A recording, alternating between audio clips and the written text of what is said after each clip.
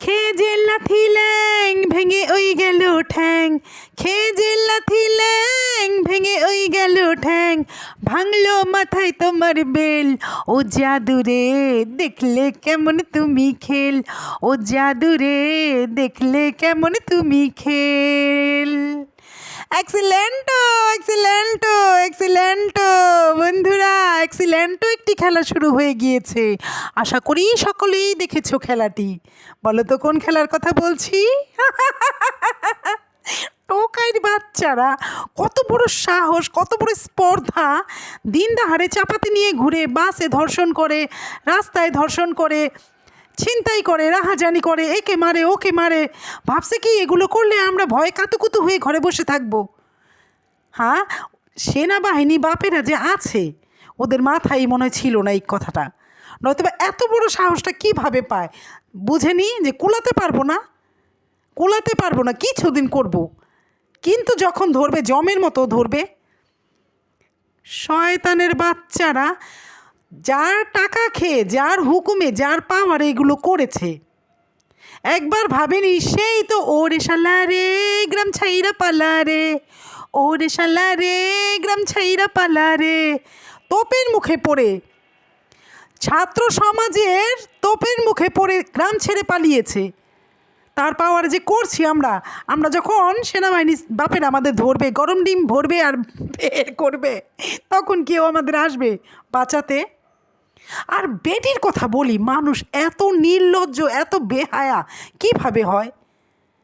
হ্যাঁ, মুখের মধ্যে চুনকালি নিজের হাতে নিজে মেখে হেলিকপ্টারে বসে লাঙ্গের দেশে চলে গেলি, ওকে এই পর্যন্ত ঠিক আছে। ওইখান থেকে টাকা খাইয়ে খাইয়ে যে কয়দিন পর পর চোর, ছ্যাঁচোর, ম্যাথর, রিক্সাওয়ালা, আনসার বাহিনী, বুয়া, ওহো বুয়াদেরটা চরম হয়েছে। বুয়াদেরটা চরম হয়েছে কি? বুয়াদেরকে বুয়া বলা যাবে না, তাদেরকে ম্যাঠাম বলতে হবে, ম্যাঠাম। আর যদি ম্যাঠাম না বলি, বলতে হবে প্রিন্সেস ডায়না, অ্যাঞ্জেলিনা জলি, রানী কি যেন, ও রানী এলিজাবেথ, কারিনা কাপুর, হচ্ছে দীপিকা, প্রিয়াঙ্কা চোপড়া, এগুলো তাদের বলতে হবে, তাদেরকে বুয়া বলা যাবে না। যারা এসেছে রাস্তায় কিছু টাকার জন্য, ওরা কি ভাত খায় না, লতা পাতা খায় নাকি মলমূত্র খায়? এটা কোনো কথা? বুয়াদের বুয়া, আচ্ছা বুয়া না বলুক, এটা তো ঘরোয়াভাবে যার যার বাসায় যার যার মালিকের সাথে বলতে পারে। বুয়া বললেন না আমাকে উমুকের মা বইলা ডাক দিন, আমরাই তো কোনো দিন বুয়াকে বুয়া বলি না। বয়স্ক হলে খালা বলি, বয়স কম হলে বাচ্চাদের নাম নিয়ে বলি, স্বাভাবিক, এটা সবাই এরকম করে। তাদেরকে বুয়া বলা যাবে না, ম্যাঠাম বলতে হবে। বিবেক বিবেচনাহীন। মানে যারা এগুলো করছে ওরা কেন একবারও ভাবছে না যে যার পাওয়ারে করছি সেই তো ওরে বাবা রে গ্রাম ছাইরা পালা রে, গ্রাম ছেড়ে পালিয়েছে, কার পাওয়ারে করছি? এখন এই যে টোকাইর বাচ্চাগুলোর যে কোথায়, ওদের চাপাতি কোথায়? হ্যাঁ, ওদের চাপাতি কোথায়? কত বড় স্পর্ধা! আর সবচেয়ে মজার সিন কোনগুলো জানো বন্ধুরা? আমি তোমাদের বলি, যেই ভিডিওগুলো ছাড়ছে কিন্তু রিলস আকারে কেন ছাড়ছে, বড় ভিডিও ছাড়তে পারে না, এত মজা লাগছে। সেনাবাহিনী স্যারেরা ধরছে আর এক একটাকে যে ছুঁড়ে ছুঁড়ে গাড়ির মধ্যে ঢুকাচ্ছে। একটা তো পোল্ট্রি একটাই তো পোল্ট্রি খেয়ে ভিতরে গেছে না, ভিতরে যে যে এক একটা টুকুর টুকুর করে আবার তাকিয়ে আছে ক্যামেরার দিকে, চোখগুলো না গুঁতা দিয়ে উঠান যেত। কত বড় স্পর্ধার, কত বড় খারাপের খারাপ! টোকাইর বাচ্চারা কি বিশৃঙ্খলা সৃষ্টি করেছিল দেশটার মধ্যে, না? কি অরাজকতা! ভয়ে সব, মানে কিছু লোক কিন্তু দেশে চলে গেছে অলরেডি, কারণ মা বোন নিয়ে তো থাকার মতো পরিবেশ ছিল না তখন। আমি যে কি ভয় পেয়েছি বন্ধুরা! আমি ভেবেছি ঈদে কি মার্কেটে যেতে পারবো না। ঈদের পরে 3-4টা বিয়ে আছে আমার।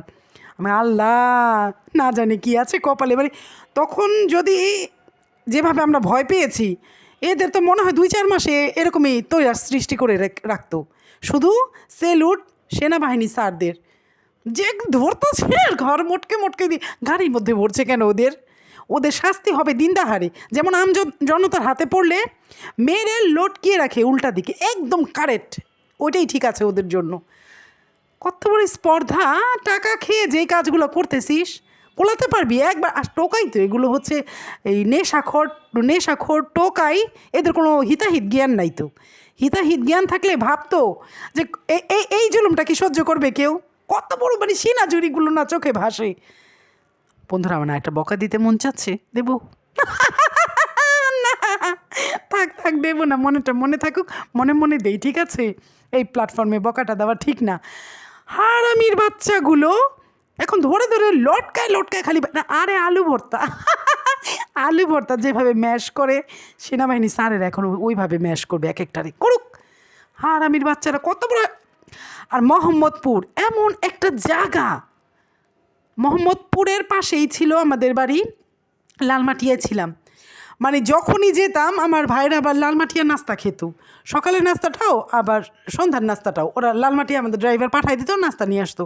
তো ড্রাইভার তো কাপড় চোপড় সুন্দর ছিল না, ড্রাইভারকে কখনো ভাবতো না যে ওর পকেটে টাকা আছে। হ্যাঁ, গরিব মনে করে ওকে ধরতো না। প্রত্যেকটা দিন ড্রাইভার এসে বলতো আমার সামনে ছিনতাই হয়েছে। আমার মারে তো খালা আমার হাত পা কাঁপতেছে, আমার সামনে ছিনতাই হয়েছে। আর একদিন কী করছে, আমার মা তেল আনতে পাঠাইছে, কোন কথার থেকে কোন কথায় যাই, আমার মা তেল আনতে পাঠাইছে ড্রাইভারকে। আমাদের ওই টাইমে যে ড্রাইভারটা ছিল সে আবার অত পোসপাস করে চলতো না, খুব সাধারণ মানুষের মতো চলতো। ও যে একটা ড্রাইভার সেটাও মনে হতো না, মনে হইতো কি ও একটা রিক্সা চালক, এইভাবে চলতো। তো যাই হোক, কী যেন নাম ছিল, সাত্তার না কি যেন। তো আমার মা তেল আনতে দিছে আর নাস্তা আনতে দিছে। তো ও নাস্তা আনার সময় মানে তেলটা কিনে ধানমন্ডি কত নম্বর ছিল, 27-এ থাকতাম আমরা। তো তেল কিনে ও আবার গেছে মোহাম্মদপুর, হাতের মধ্যে তেলের শিশি। ছিনতাইকারী একদল একটা ছেলে থেকে ধরে ধরে কি যেন নিচ্ছে। তো একজন আবার দেখছে আমাদের ড্রাইভার হাতে তেলেরই কিউকারপিন তেল, ইন্ডিয়ান তেলটা যে, তো হাতে কিউকারপিনেরই দেখছে, হাতে বোতলটা দেখে 2-3 জন তো এক ছেলের থেকে নিচ্ছে। একজন এসে আমাদের ড্রাইভার হাতে থেকে দিয়ে ছুরি আগে বের করে এই তেল দে। তো ড্রাইভার তেল দিয়ে দিছে। ড্রাইভারের পকেটে 12,000 টাকা। ভাবছে এই টোকের কাছে এত টাকা কোত্থেকে আসবে, ওর কাছে মনে 10 টাকাও নাই, ওই পাইচা গেছে। তো এরকম প্রত্যেক দিন নাস্তা এনে মানে কান্না করা ছাড়া প্রত্যেকটা দিন আইসা বলতো খালা আমি যামু না ওদিকে, খালা আমার চাকরি নিলে নোট করে দেন, আমি ওদিকে নাস্তা আনতে যামু না। মানে এমন দিন দাহারে চুরি ছেঁচড়ামি ছিনতাই এগুলো হতেই থাকে মোহাম্মদপুর। এটা কী জায়গা আল্লাহ পাক জানে। তো যাই হোক, এখন যে তোমার বাপেরা ধরছে টোকারি বাচ্চারা তোমাদের, কই চাপাতিগুলো কই? আচ্ছা, আমরা যে ভিডিওগুলো দেখছি ও ছ্যাঁচোরও তো দেখছে না, যে ছ্যাঁচোর টাকা খাওয়ায় এগুলো করছে। হ্যাঁ, নিজেই ওরে শালা রে গ্রাম ছাইরা পালা রে, গ্রাম ছাইরা পালাইলো খেয়ে যে লাথি ল্যাং ভেঙে ওই গেল ঠ্যাং। ভাঙা ঠ্যাং নিয়ে আরেক দেশে যায়, লাঙ্গের দেশে যায় বৈশা রয়েছে। ঠিক আছে, ওইখান থেকে যায় আবার কেন শয়তানিগুলো করতেছিস? কেন বুঝে না এই মহিলা যে দেশবাসী ওকে চায় না? না না না, কেন এখনও এটা রিয়ালাইজ করতে পারে না? ও এটাকে মেনে নিতে পারে না যে আমাকে চায় না। এত নির্লজ্জ মানুষ কিভাবে হয়? 16টি বছর দাবিয়ে রাখলো, 16টি বছর আমাদের মাথার মধ্যে খিরাই রেখে লবণ দিয়ে খায় না, ওরকম খেলো। হ্যাঁ, ভোটার অধিকার কোন দেশে নেই? পৃথিবীর 2-4টা দেশে, যেই দেশে স্বৈরশাসক আছে সেই দেশ ছাড়া কোন দেশে ভোটার অধিকারটা নেই? দেশবাসী ভোট দিতে পারে না। তুই আমাদের ভোটার অধিকারটা কেড়ে রেখেছিলি, তোরা একটু ভিতরে গায় না। এই কারণে কিন্তু মানুষ আরও বেশি ক্ষিপ্ত হয়ে গিয়েছে। আর ওই যে ইন্ডিয়ান হাইয়ের দেশে টান টেনে আজকে ও পা ভেঙে হাইয়ের বাড়িতে বসে আছে। তো যাই হোক, আমাদের ভোটার অধিকার আমরা চুল ছেড়ে নিয়েছি। ঠিক আছে না বন্ধুরা? তো যাই হোক, এত পেছালে দরকার নাই। হচ্ছে কি যেন বলছিলাম, ও এখন টোকাইর বাচ্চাদের না দিন দাহাড়ে রাস্তার মধ্যে মেরে ঝুলিয়ে রাখা উচিত। ছুঁড়ে যে গাড়ির মধ্যে ঢুকাচ্ছে, ও এত মজা লাগছে। হারামির বাচ্চারা কত বড় স্পর্ধা! কয়টা টাকার জন্য মানুষ এগুলো করে? আসলে এগুলো কি বলবো আর, মহিলার নাই লজ্জা শরম, এখনও বুঝে না, এখনও মেনে নেয় না। কেউ ওকে চায় না। ওর কিছু আমচা চামচা বলতে ওকে দিয়ে যাদের ফয়দা হয়েছে শুধুমাত্র তারাই ওকে চায়। আর তারা কীভাবে চায়? যারা কয়দিন পর খোলস বদলে যে আসে, আপা আপা আপা আপা আপা আপা আপা আপা বলে, তারা একবার ভাবে না আমাদের না ফেলে চলে গেল। তো যাই হোক বন্ধুরা, বহুত কথা বললাম, ভিডিও আবার দেখি যতক্ষণে কথা বলবো। আমার ভিডিও দেখে না মন ভরছে না, টোকাইয়ের বাচ্চাগুলো যে ফিকা ফিকা কাঠের মধ্যে ভরছে, উপস এত মজা লাগছে। ভালো থেকো, আবার দেখা হবে, কথা হবে। সেই পর্যন্ত দোয়ার মাঝে স্মরণ রেখো, আর হচ্ছে ওই ভিডিওটা বেশি বেশি দেখো। সময় উসুল, পয়সা উসুল, মনও ফুরফুরা। ঠিক আছে, আল্লাহ হাফেজ, বাই।